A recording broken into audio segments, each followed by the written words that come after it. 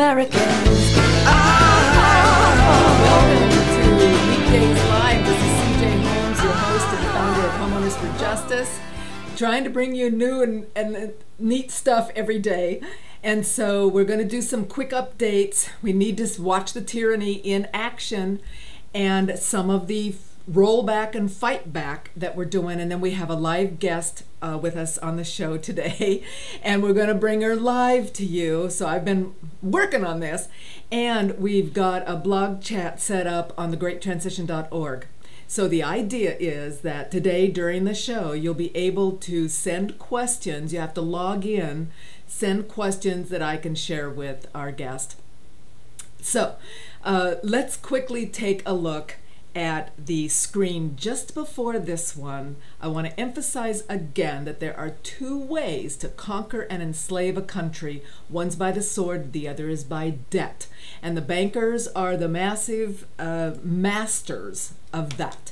And we have to stop that. That is the point. It is the point. Remember, foreclosure fraud is about debt and how they've misused it and used it to enslave us, take our country, take our homes, and ruin our economy. So this is one of the reasons I'm constantly focusing on it's all about the money, the currency, and that uses debt to create it, and that is not a stable currency. It is subject to the whims of whoever creates it, and that is the point, and we can stop that overnight. So I'm going to continue to harp on that. And let's now see what tyranny looks like, just real briefly and quickly. Let's start with Representative Jim Bridenstine. Mr. Speaker, the President decided to raise energy prices on all Americans, which adversely affects the poor the most, and he didn't ask Congress. The President decided to unilaterally reduce our strategic nuclear deterrent when more countries than ever have nuclear weapons. No treaty, that would require consent of the Senate. The President has decided which health insurance plans the people are allowed to have. The President didn't ask Congress, or the people for that matter. The list goes on. In America, we are either moving more towards liberty or more towards tyranny. Well, I think we should ask ourselves what tyranny would look like in the United States of America. An executive branch that picks and chooses which laws it wants to enforce. A judicial branch that would allow it to do so on grounds that the executive branch did not defend the laws in court. The legislative branch would have very limited power because they turned it all over to the President, and the people would feel like they had no representation. The President told us he was going to fundamentally transform America, and I think that is exactly what he is doing. I yield back. There you have it. In less than 1 minute, this is what tyranny looks like. Oh, yeah, and here's what it's gonna look like. Russian soldiers will be put on U.S. soil by Obama to provide security at U.S. events. That's right, you heard me correctly. As part of a deal signed last week in Washington, D.C., between the Ruskies and FEMA. You know who FEMA is, don't you? The people with the camps ready for you. Russian soldiers are going to be put on U.S. soil to provide security at mass events in the United States. Do you have any idea what this means? The use of foreign troops or other officials in a law enforcement capacity providing security inside the U.S. is illegal under Posse Comitatus, but it does not prevent this regime from violating the Constitution again. Many people fear that this government is getting ready for some major action against the people. They think that this gang that targeted their political enemies through the IRS and through the NSA is getting ready to use foreign troops on our soil, who will not hesitate to shoot, to kill. That was signed just last week between FEMA and Russia, the Russian Emergency Situations Ministry and FEMA, where Russian soldiers will provide security at mass events in the United States. This is illegal. It's a violation of the Posse Comitatus Act. Whoever signed it for the U.S. government should go to prison. Absolutely. Just as the IRS manager should go to prison, just as other out-of-control government bureaucrats who in my opinion belonged in Eastern Europe, working for the Stasi. But this is what's emerged under this criminal administration. I don't have any other words, nor do I have the time to mince words. Obama is a gangster. He's running the country like he's a gangster commander, not like the president of all the people. That's right. But we the people now have to live a life. We have to get through our days. We have to earn a living. We have to deal with our medical problems, our children's issues, our parents' issues, making a living, paying taxes, going to work. And yet there's news out there. The news is awesome. I don't like to hear the words, it's a slow news day. There's never a slow news day in this country under this regime. The issue is, in spite and in addition to having to live our life, pay our bills, try to keep it together while we're being stolen, things are being stolen from us on all sides by the federal government and the banks, we must connect and rise up and stop this. Now, here's where you can take heart, because that's pretty scary. That FEMA, somebody in FEMA would actually sign with the Russians to do this is completely outrageous. So what do we need to do? We need to rise up. And here's some of the rollbacks. I'm just going to zip through them. So the guy, the Occupy activist who faced 13 years for using chalk on the sidewalk and saying, no to Bank of America, that's what he was writing, they've backed off. The prosecutors were heavy-handed. They've overreached. The outcry has caused them to back off. Chances are it was one or two people in the office. It never takes everybody in an office. It just takes one or two. And we need to go after those bad apples. We need to go after them personally because we can. The Supreme Court said we could. Okay, here's charges dismissed for teen arrested over the NRA t-shirt he was wearing. Now, this is what I want to point out in this article. The rollback is good. That they never should have done this in the first place. It was overreach. But here is what the police did. The police initially claimed that he made terrorist threats for daring to exercise his First Amendment rights, but later they backed down from that charge. See, all they have to do is say terrorism.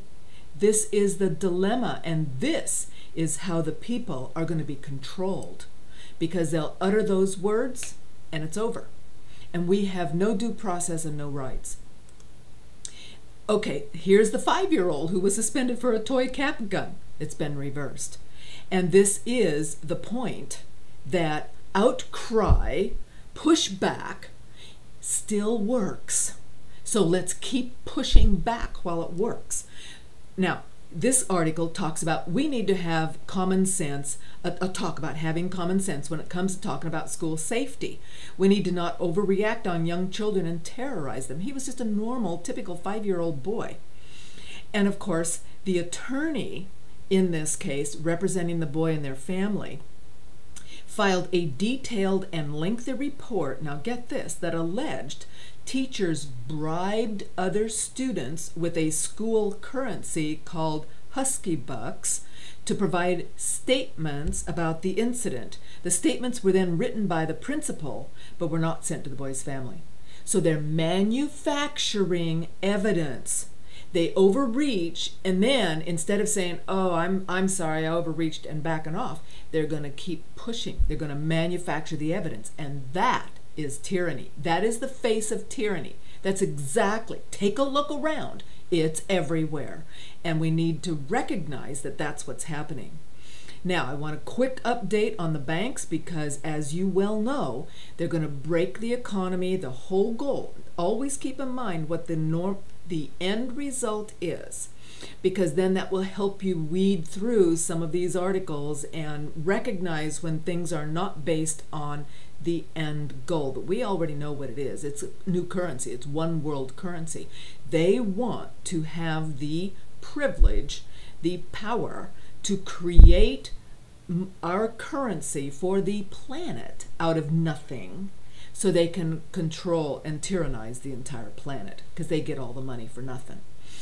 So here's what's starting to happen. Remember, I just talked about yesterday, I think, about the $300 trillion in derivatives. It was Italy. They had gone sideways. They'd lost on their side of the derivative bet. And because of the percentage of the derivative market that they have, it's guesstimated to be $300 trillion. Now we've got some lawsuits are starting, and the European Union is now accusing 13 banks of derivatives collusion. And Frankly, based on what we've seen, I agree. I am confident that they have been doing this. Here's the banks.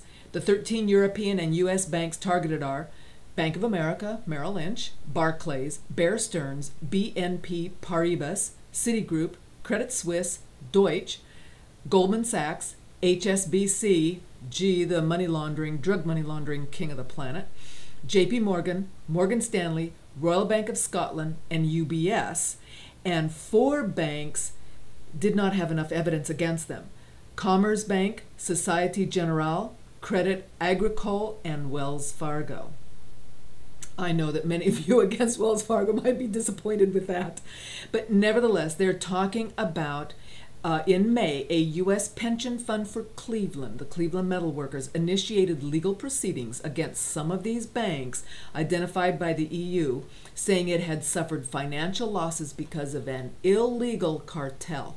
We can still go to court and sue these, and that is one of the fight backs that we're going to have to really take seriously. Now, here's an update on the Federal Reserve. Welcome to the effort to collapse the country. This is the plan. That's why they're doing what they're doing.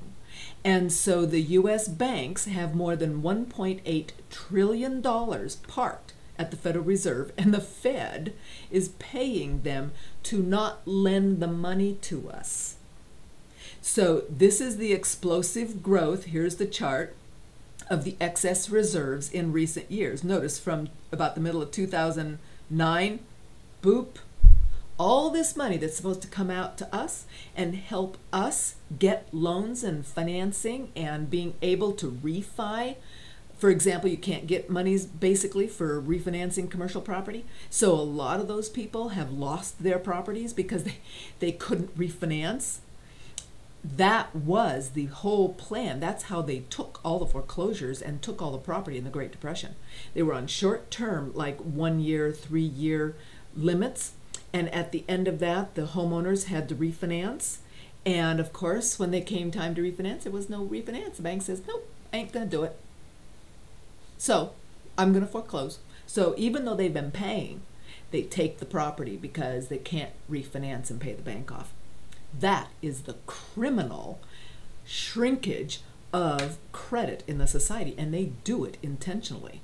If you haven't figured that out, this is foreclosure fraud, and the taking and theft of our properties is just a part, it's just one face of this tyrannical structure called banks creating credit for our currency. Now, I wanted to show you this chart. This shows the M2 money supply over the past several decades. Climbing. And here is the point. This is the point.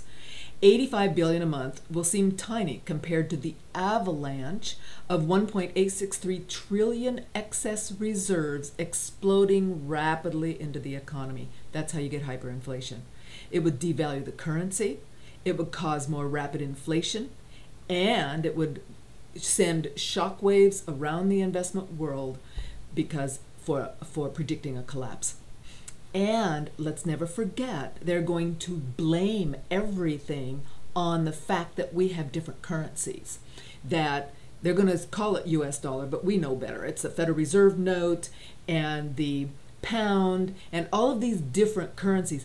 That's what's been the problem, when actually it's been obviously the bankers completely manipulating it for their gain, and our loss of not just wealth but freedom. Now, here we go. Greece has 3 days to deliver or face the consequences, and this was written today. So by the 5th, they have to do the austerity measures, do whatever it takes so that they can maintain without failing. Now, the fact is, they may be able to hold it for a while longer, they may not. We don't know.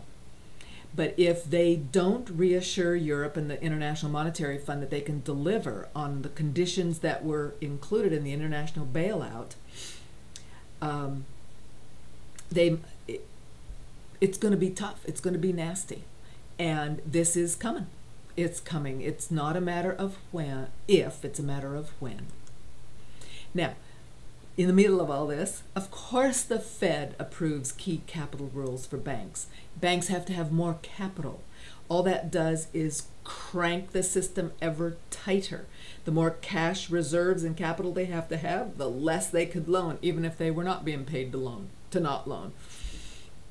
So as you put these pieces, it's like putting a big jigsaw puzzle together, the picture starts to come clear, and we start to see the tyranny that's intentional, the taking of our country, our properties, our ability to have an economy and a solid economy. So it's going to be more unemployment, which is going to create more turmoil in the country, just like every other country is facing right now. Oh, except Iceland, you know, and Ecuador.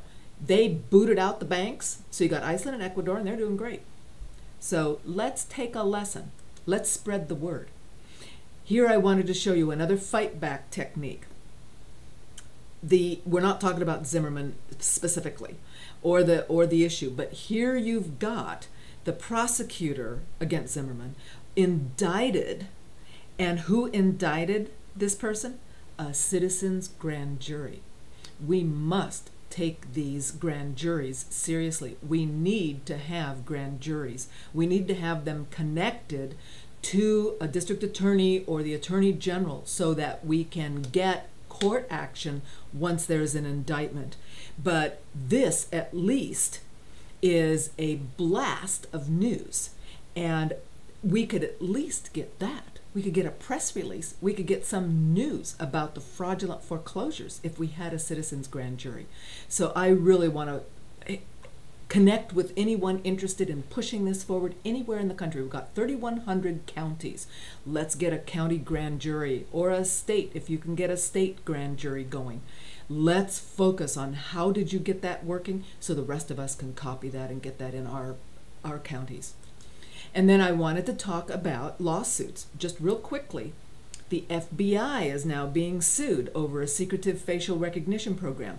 So the people are fighting back. There's all kinds. This happens to be the Electronic Frontier Foundation, a non-profit digital rights group based in California, sued the U.S. Department of Justice for failing to comply with multiple Freedom of Information Act requests filed last year. So they ask for the information, you don't get it, well, they're going to sue them. And this is what we need to do. We need to find every little way we possibly can to fight back, push back, sue these people. And I showed, I don't have it today, but I showed a link a couple of days ago about the Supreme Court has ruled that individuals, we can sue individual government employees as individuals in their individual capacity for violating the law and our civil rights. So let's start having a bunch of civil right lawsuits filing against the whatever is appropriate in your situation. Let's start looking for attorneys that will take these cases and start a massive pushback from the people. I think we should have a class action lawsuit against specific individuals. Like, here's one, Eric Holder. He is not upholding the law. So let's sue him as an individual for his misusing his government powers against the people. Now, we've got a guest on our show today that I want to bring to you in a minute. But before I bring her on the air, and truly it's going to be on the air, we're trying new techniques, so I hope it works. So here is the greattransition.org page, and you'll notice right here it says chat. Oh, and I've got some people online. So what happens when you log in, then you can type in a message, a chat, like a question for our guest. That's the idea. And then I'll try to remember to look at the questions and bring them into the show and the conversation. And so we've got some people on the chat blog, and that's great. Thanks. Let's see how this works. So now what we've got is Mary joining us, and I believe now Mary, can you hear us? Okay. Unmute. Oh, I can hear you. Okay. Yay! We're on the information superhighway. This is always such a challenge to try to get this technology working. I think we're getting it. So, Mary, introduce yourself. Tell us a little bit about why you're on the air today, and I'll be watching for questions. Well, my name is Mary McCulley. I am suing a U.S. bank for a lot of money over a fraud case. It's been going on for about 4 years, this lawsuit, and I won my appeal for the fraud case in April, but I still have got a long way to go. So it's a fraud foreclosure case, but and there's been interesting things on the side. We'll talk about the FBI as well. Yes, let's. Yeah. So where are you in an appeal stage? Where exactly are you in the lawsuit? And then what were some of the circumstances about the case? I filed the lawsuit in 2009 over a predatory loan fraud deal in 2006. So it's taken this long. The district court in Montana granted summary judgment against me on both defendants, the bank and the title company. It was in February of 2012. So the appeal started later that year, and then the Supreme Court of Montana obviously saw what was going on. I have to be very grateful for them that they recognized the fraud, that I was telling the truth, and so they remanded it back to district for trial. So now I'm about 30 days out from pre-trial, which is when you kind of put your cards on the table and see what happens. I feel very good about it. Good. Now, are you doing this yourself, or do you have an attorney, or how is this working? I have been pro se for the last 3 years, and it's been very difficult. But it's difficult to find an attorney as well because I don't have any money. So most of it has to be either on a contingency if we win. And so I think I have been speaking to an attorney out west. I'm hoping he'll take the case. He's very, very, very good and very experienced. And even just talking to him, I was so impressed that he knows more about banking law than any attorney I've ever talked to. And he's very conscious about what's going on with these loans. In fact, you talked about the FDIC, right? There are a lot of banks that do give loans, or they change loans, or they based on what they're instructed to do by the FDIC, because they're ruled by that, right? Right. They might have to have more commercial or less commercial, or more residential, or they can't have, they got too much of that, too much of this. So sometimes, that's in the background playing out what happens to us, and we don't even know about it. Is there a way that we can get that information from the bank? The FDI, and I'm talking about specifically the loss share agreements, because this is part of the heart of the fraud between the FDIC and the banks. They take these loans, and then the FDIC gives them a loss share agreement, and yet the issue is the bank often doesn't even give the FDIC any money, so there's no real damage, but it makes the bank completely unwilling to work with the owner because they get more money out of the FDIC. Well, exactly. And fortunately, I was able to go into the Securities and Exchange SEC website, which is a government website, which has a lot of information on it, but trying to get through it, I mean, I don't think the average person, or, without lots of spare time, could possibly sort through those documents. Now, I was able to get to the documents and find the original merger agreement for my bank and another bank back in 2006.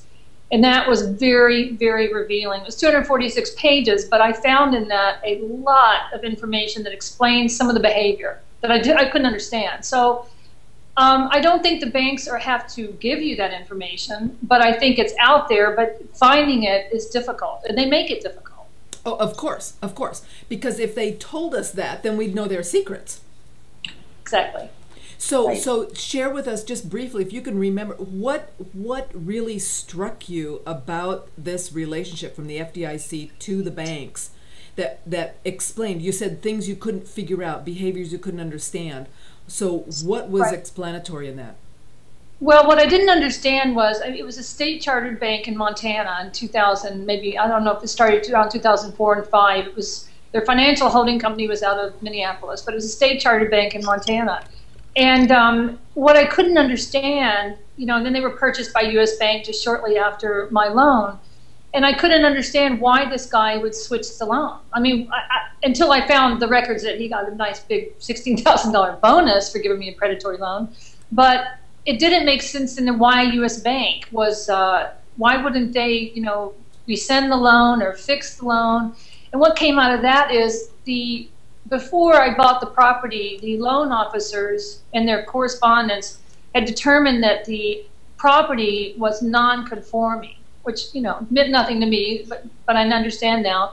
So they weren't able to sell my loan on the secondary market. So they had no interest in giving me a loan because they were selling 100% of their loans as security, because you cannot sell a non-conforming loan. So they pretended to be entertaining of fixing my loan for like a year and a half before foreclosure. Oh yeah, we're going to take care of it. Oh, it's your tax records or something, They but lied. The truth is they lied. They couldn't sell it on the secondary market. So, it's just perpetuating the fraud. Absolutely. And I see this everywhere I turn. They lie, then they cheat you, and then they steal. It is truly straightforward like that. And I've got people emailing me from all over the country, from Nebraska, from Florida, from Georgia, from Wisconsin, Kentucky. It doesn't matter. They're doing the same thing everywhere. They're lying to the people so that they can keep the cash for the bank. And the banks are literally coercing the employees to lie on behalf of the bank to the owners.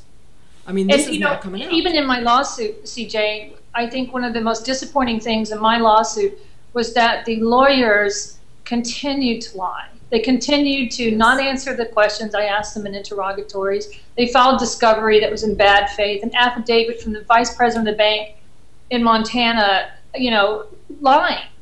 And he got caught. And I don't understand, so many years ago, they could have just straightened it out and, said, oh, we made a mistake, sorry, whatever. But, it's 7 years later, and I find it unacceptable that their own attorneys are continuing to perpetuate this fraud. It's just unbelievable to me. Now we have a question from a viewer, and the question is, what bank originated the loan? It was Heritage Bank out of Montana, in Bozeman, Montana, and it was owned by United Financial Holdings out of Minnesota. Are either of these banks still in existence? When they merged. So when U.S. Bank acquired Heritage Bank, when they were in their acquiring mode in 2006 and 2007, they acquired them, and then even the loan officers are still there. Some of the loan officers are still there. So they just kept the same location, they kept the same loan officers, and they just put the U.S. Bank on the front door. Right. That's real typical. And it's behind the scenes. It reminds me of the article we talked about yesterday and the last several articles from Neil Garfield, Living Lies. He comments constantly about they lie on the paper trail. So pretty much forget the paper trail. Go after the money trail. Now, have you been able to get any money trail? Did you do Freedom of Information Act, or how do you do that? Again, my situation was such that, it was a very small group of people involved. There was, I would say, 4 or 5, I'm going to guess like really 4 or 5, maybe 4 people that were involved in the fraud. So, over the years, it's kind of been narrowed down to exactly what happened, why it happened, how it happened, and I'm fortunate for that. So I'm the one that lost the, $200,000 in cash and properties. So I don't really need a money trail because I know where it went, right out the door and right into their bank. So it's a little bit different because I have, it was one transaction. So it's a little bit easier, I think. Now, here's another question I have for you, based just on what you've said, that these people have been lying in court. Are you ever going to be able to get them prosecuted, or to make them pay for that? Well, I asked about that. I spoke to some law enforcement officers and detectives when I was out there last year, and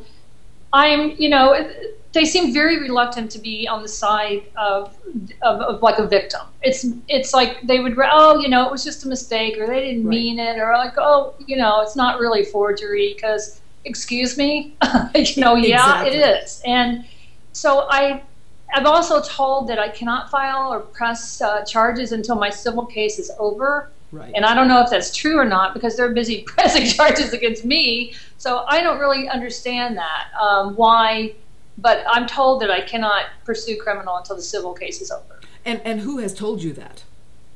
Multiple law enforcement officers and attorneys.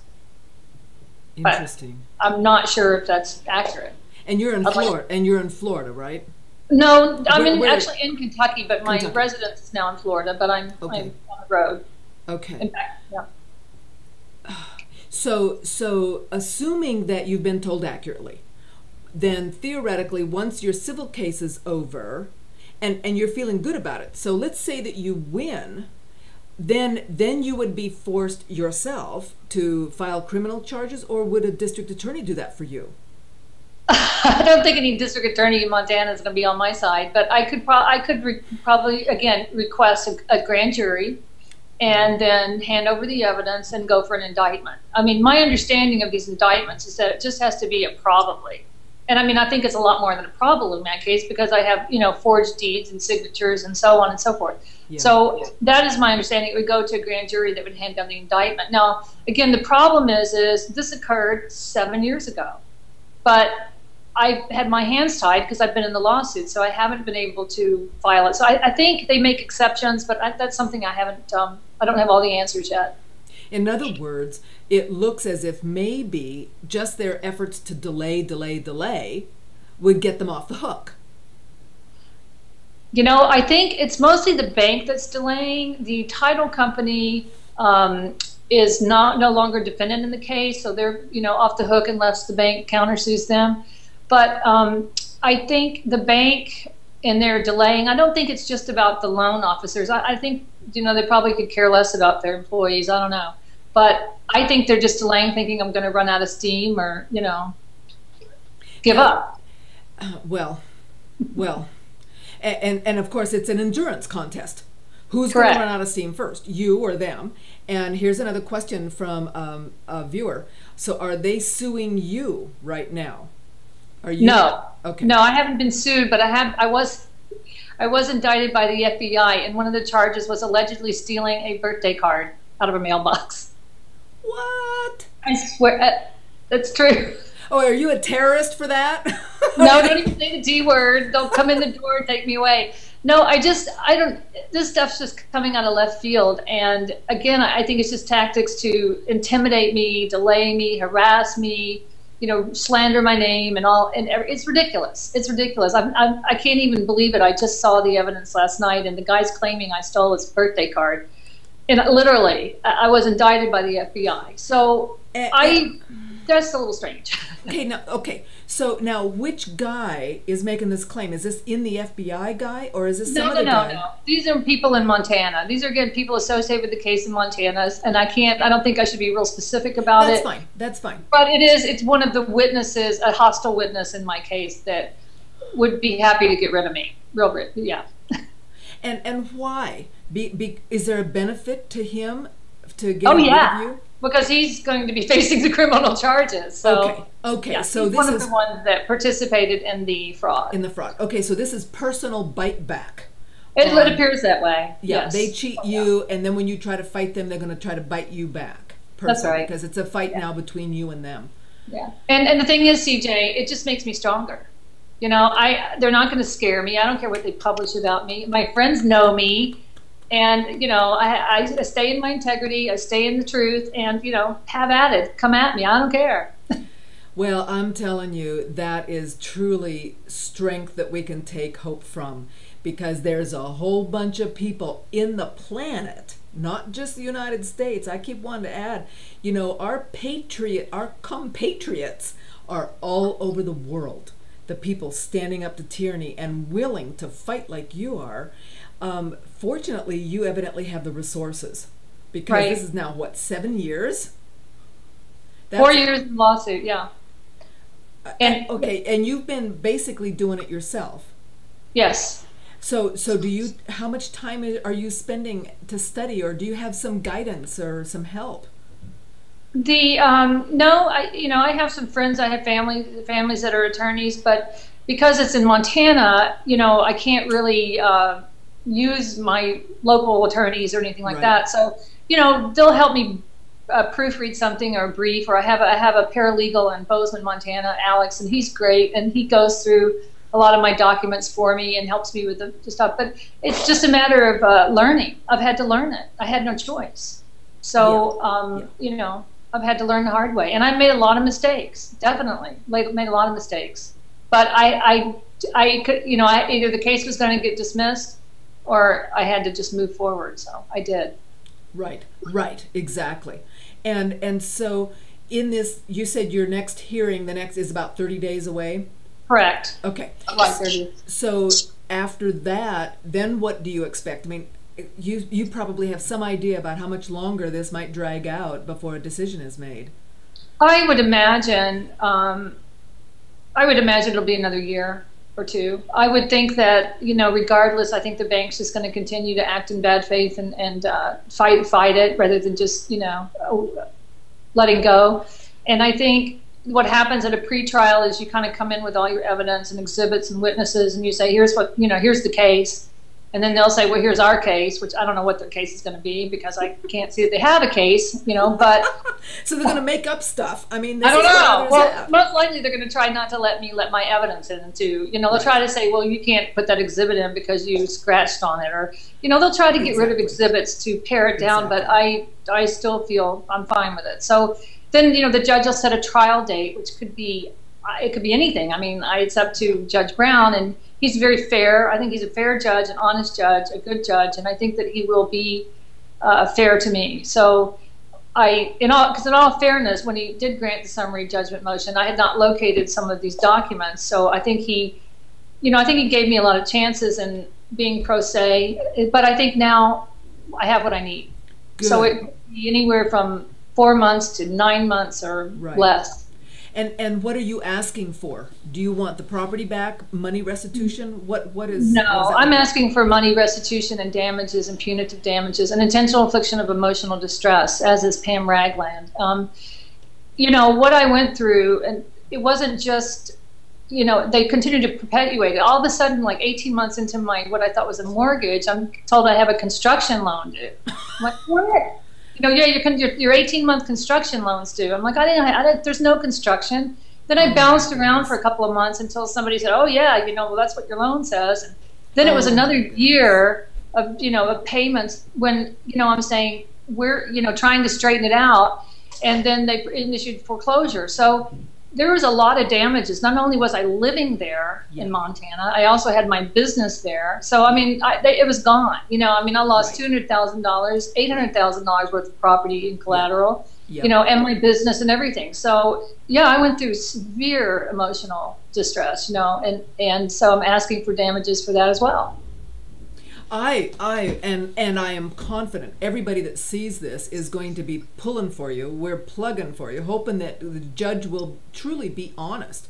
There's a lot of people that feel they don't get an honest shake, and it's too difficult to know. I do believe that at this point in time, it's been like a 5 or 6 year, in your case, 7-year battle, and during that 7 years, there have been a lot of cases, and there have been some pluses for the owners. And I think the judges are starting to figure out that maybe the banks are lying, cheating, and stealing, or at least some individuals might be. Right. And I think, you know, the problem, again, though, you get into these lawsuits is the bank will inundate you with meaningless paperwork. This is what they did to me. You know, I asked for certain documents, but I got everything else. You know, and I got another, you know, stuff that really wasn't relevant at all to what my claims were. Needle in a haystack. There's a lot of pro se, or many pro se, because we can't afford attorneys, or attorneys aren't interested, or they're too busy. You know, Montana, everybody's so busy out there. I don't know what they're doing, but so I think, you know, there's a lot of ways that they fight us, and I think the judges are beginning to see that. I will say, I think that your judge makes a huge, huge difference in your case. I'm a firm believer that it's kind of like the loan officer. I think there are loan officers that can get you that modification in a week. And there are loan officers that are never going to get you that loan modification. And the same with a judge. I think it really depends on who you get. So if you don't get a good judge, try to get another one. File for, you know, a recuse. Right. Right. And some of the people that we've connected with in the past several months have been able to actually get their judges set aside and pull in another judge, but that's another whole legal action. Yeah, I mean, it is. literally now the people are having to rise up and compete, if you will, in court against some of the highest paid, most experienced with attorneys with, you know, billions of dollars backing them. That's right. Because they're coming from the banks. I know, and they have no shortage of lawyers. I mean, every time I go to a meeting or a court date or something, there's another U.S. bank attorney I've never seen before. You know, it's like they're number 7. I don't know. You know, they just keep throwing them out there. You know, and it does. I think they try to wear you down. Yes. Yes. But so it is. It's not fair. It's not fair at all. I can think right now of 2 circumstances. One where this lady sent me a list of all the attorneys. I mean, there were 7, 8, 10. And they were flying these attorneys in from, you know, back east to that court, and they were fighting over a $55,000 loan. See, so you go, huh? That doesn't make any sense. Well, it only makes sense when you look at the big picture, because they don't want a loss. Any single loss is going to hurt them in a broad basis, and I think they really understand that. I think they're afraid of that. They should be. They should be, because we're coming after them with people like Mary. Oh my goodness. Well, you know, CJ, I was going to say that as far as like U.S. Bank, you know, you don't see in those headlines. They weren't in some of your documents that you spoke of earlier. Right. And they've been very good at keeping a good profile. I think they understand public relations, and I think that they, you know, I've looked in their SEC records, and when they do get charged with something and they get caught, they immediately compromise and settle before it becomes public news. So they're pretty smart. They're pretty crafty like that. And that's another reason that I've decided to be so public, is because, you know, yes, they're not perfect. And yes, they have made a mistake. They are making a mistake in my case. And yes, they could have settled it for probably a 100th of what they're going to end up settling it for. Well, and again, it's a symptom, in my opinion, of overreach. They just keep overreaching, and you know the saying, you give them enough rope, they hang themselves. And I really feel that the people need to understand, first, it is overreach, and it is not allowed. And it, you know, like in this case, it's backed by lying, cheating, and stealing, fraud, forgery, those kinds of documents that you can bring to court. But in the end, we are going to press criminal charges. I'm making that very clear, because I believe we're going to start entering into a real phase of public intimidation, where the people can actually start to sling out to these individuals. Let's remind everybody in every agency, from federal down to local, that they can be sued personally. Let's remind them. And we may see many of these overreachers start to back off when it really starts to grasp that they could actually be sued and found guilty. Those are things that I think the people must start doing if we're ever going to get this country back. Right. But I do think that the judges and prosecutors face certain immunity, is my understanding, or, you know, they're not as easy to sue. So what, you know, you have to find, you know, a lower level person that right, you can go. Yeah. Right. And I want to explore that, because I'm basically a novice with this concept.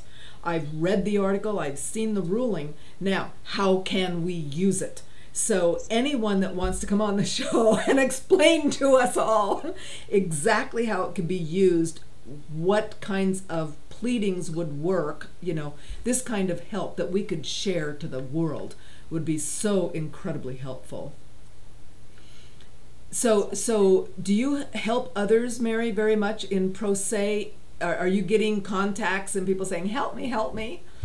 I do some. You know, I have a website that's in a Facebook website, Macaulay versus U.S. Bank, and I have had, you know, some inquiries about how do I find a lawyer, where the lawyer's at, and I do post links and that sort of thing.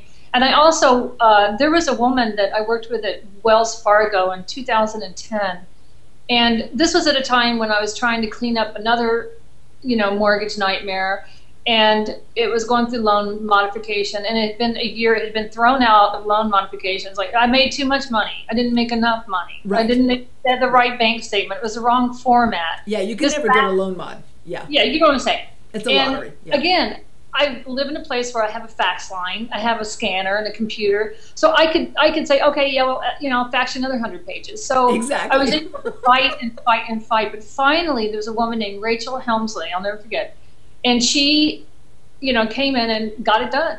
I mean, got it done fast, and it was amazing. It was like, a Christmas present. So again, I think there are, I looked on the Wells Fargo website. I think she's in media and public relations now. I don't think she's any longer a loan officer or whatever that job title is. So I'm very suspicious after hearing about Bank of America that more banks might not be doing the same thing. I mean, I'm not accusing Wells Fargo of it, but I find it odd that this woman who was so good at getting a modification done is no longer doing it. Well, I don't find that odd at all. It just lines right up with what we, I think, showed yesterday.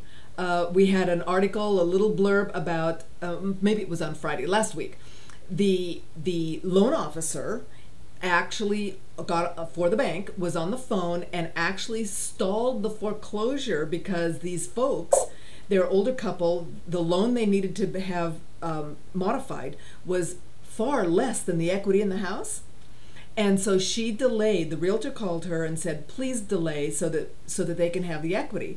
And so they did. She delayed the foreclosure, and she got reamed by management because, of course, they wanted to foreclose on the house because there was so much equity in it. Right. See, I'll never forget, years and years ago, it says, if you want the bank to come after your house, have a bunch of equity. Have a little loan and lots of equity. If you don't want the bank to mess with you, have a lot of loan and no equity. I had $535,000 in equity when I initiated the foreclosure. Of course you did. They would not entertain. I have records saying the bank will not entertain a short sale because we've got both properties as collateral worth $835,000. That's right. So yeah, they have no interest. And the thing is, the banks, this man as an agent of the bank, the lawyer, was the trustee. I mean, there is a fiduciary duty for him to try to get me the most money he could from my property, or whatever it takes. Exactly. And they don't. I mean, clearly they don't care. Exactly. In fact, there was an article just last week about the fraud and corruption in the trustee's position, the court trustee to oversee these foreclosures, and they just swap hats. Okay, now I'm the bank. Oh, now I'm the trustee. Oh, now I'm the bank. Oh, I'm the beneficiary. Don't forget. Yeah. Oh, another hat. And so in the end, the people we lose everything, and it's completely structured and as for fraud and set up against us. It's truly outrageous, and I'm so glad, Mary, you're fighting back. And I want to bring up one other thing that came up last week. When this happened to me in 2007, when in 2008 was the foreclosure, it was kind of the tip of the iceberg. And I didn't know anybody. None of my friends that all were homeowners had been foreclosed on at this point. They have since then. So, I mean, I was very, very, very ashamed and humiliated. I felt like a loser, Yes. That was, again, the bank made me feel that way because it made me feel like my tax returns, when I was making $130,000 a year, I didn't make enough money to have this $300,000 loan on $830,000 worth of collateral, which of course made no sense. But this is what they made me feel like, a loser. It's my fault. And I know a lot of these other people are probably in that position of feeling like a loser. They don't want to talk about it. They're embarrassed. They're ashamed. And it's nothing to be ashamed of, because it's the way that the loans were created, structured, refinanced. They're blown up out of proportion for the value, and it's not our fault. It's really not our fault. Exactly. Hey, Mary, can you spell? I've had a request from a viewer spelling the Facebook page. It's McCulley, McCulley, V, U.S. Bank, USB. USB is their stock ticker number. Does it come up? So it's McCulley v. USB or U.S. Bank? U.S. Bank, and then USB. USB, okay. All right, I've typed that in there. I'm going to try it on... Try it just on regular Google. For some reason, it doesn't... I think Facebook has gotten rid of me or something because I don't seem to show up in their Facebook searches. I wrote them a couple of letters, but here we they've go. ousted me. Here we go. Macaulay Okay. versus USB. And I'm going to stick that right here. So I will Great. add that, guys, to the comment section. It's I'm going to show your Facebook page here for just a minute. Okay. So it'll be on the comment section, and you'll be able to contact that, friend her. Oh boy, now you're going to get swamped with requests. I'm sorry. That's fine. You know, I have the time to help. I mean, I really want, you know, whatever I can do. I had a man contact me from Kentucky a couple of days ago, and he's fighting, you know, a foreclosure bank in Kentucky as well. So, you know, two different cases, but there's a lot in common. There's a lot of stuff we can share. There's a lot of information out there. And I wish that there was a central clearinghouse for all this information, like one everybody could go to that's in foreclosure, and then they get, you know, line number A, you know, you can't pay it, you paid too much, they ripped you off, you know, because it's impossible. There's just there's no one person, no one business that can, you know, help the people out. And it should be. The government should have provided that. Should provide it now. Well, actually, if truth be known, the government provided the money for it. It's just not spent. They have it sitting in one of those banks, and they're not spending it, and they're not helping the people. It is totally intentional. I have been trying, and I hope to get more towards getting something accomplished. I've got the foundation, like I said, on my new blog, but I have a spreadsheet set up for all the lawsuits and rulings and judgments for anywhere, and would love to have people help me fill that up. Send me these links. I can upload the lawsuit. I have unlimited storage on the website that's hosting my blog. I can put them on this lawsuit page so that people can access them. And if you have some time, Mary, you understand this. I'm a little like a fish out of water because I understand recorded documents. I'm a broker, but I've never been in court doing a pro se lawsuit or anything like that. So I'm really like playing catch up and could really use some help. That would be really helpful. I could share the page with you. That's what I've been threatening to do with people that volunteer. Okay, here, it's a Google Sheet, so I'll share it with you, and then anytime anybody sends you something, I'll shoot it over to you, and you can stick it in there. Because Sure. it's gonna need to be a collaborative effect, you know, Right. effort. And I did notice that there are some states that are sponsoring foreclosure help. Like Indiana has one. I noticed that advertised a couple of weeks ago, Indiana foreclosures. And, you know, since it's state sponsored, it appears that, you know, it's nothing that you'd have to speak, but it's free. It says it's free help because they don't want their residents to go into foreclosure. So possibly there are some state agencies that are helping. And then, of course, all the rest of us not in those states, we feel cheated. Why can't our state help me, you know? Well, maybe that's a great petition to start. You know, that I haven't looked at the Indiana website, but maybe it is finding something and then requesting that to your attorney general and saying, we want one of these. You know, you have the money. Exactly. Exactly. In fact, the settlement, the national settlement, included money for this. Now, if you're like California, they've hijacked those funds for the general fund. That was the last thing I've been aware of, and I don't see any free help coming out of Sacramento to help anybody, and this is the discouraging part. So we just need to make the people more aware of what we have available and what we could have available so that we can go try to get it. Anyway, Mary, you've been a real huge encouragement to all of us. We thank you so much. Thank you. We thank you for sharing with us live. I can now do that. So if you want, I'm the first one. You're the first one, and I've got the blog. So now we've got questions from the people. Oh yeah, here's the. In fact, thank you, Kimmy. She's sending me the link to the Indiana website, which I'm pulling into the show right now. You know, truly, some of these things that we're doing are pretty amazing. I've started to use the Chrome search browser, internet browser, and so if you saw what I did, Kimmy had it linked. It's on a different screen. I have a lot of screens on my computer, But so it's a different internet set of tabs, and I was just able to pull that over into this one. It just jumps the tabs. It's really cool. I have to Google Chrome though. It'll take over your life. It already has. Too late. Like kudzu.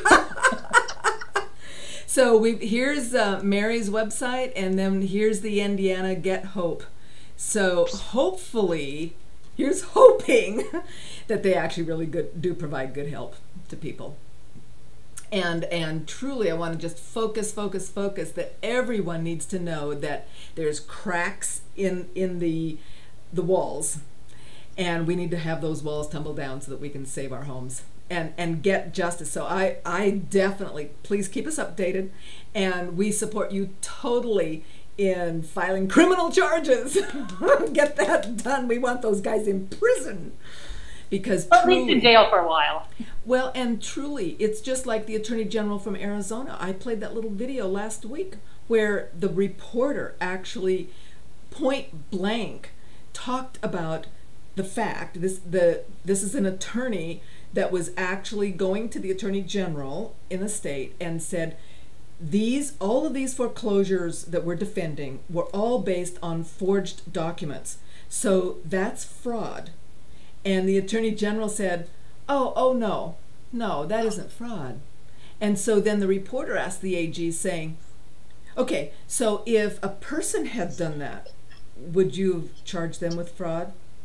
Well, and then the Attorney General just stopped. See, we can charge the people, but we can't charge the banks. The message was loud and clear.